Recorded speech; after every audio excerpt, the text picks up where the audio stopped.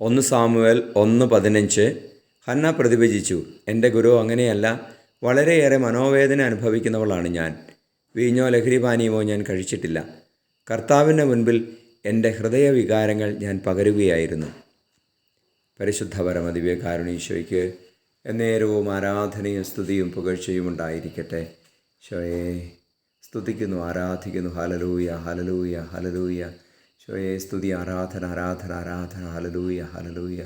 ഈശോയെ ഹൃദയം തകർന്നവർക്ക് അങ്ങ് സമീപസ്ഥനാണല്ലോ.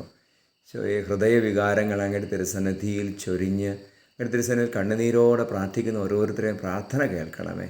അവരുടെ സങ്കടങ്ങളിൽ ഇടപെടണമേ, അവരെ ആശ്വസിപ്പിക്കണമേ.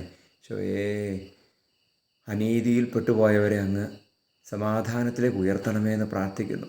നമ്മുടെ കർത്താവ് ഈശോ മിശിഹായുടെ കൃപയും പിതാവായ ദൈവത്തിൻ്റെ സ്നേഹവും പരിശുദ്ധാത്മാവിൻ്റെ സഹവാസവും നിങ്ങളോടുകൂടി ഉണ്ടായിരിക്കട്ടെ, ഇപ്പോഴും എപ്പോഴും എന്നേക്കും.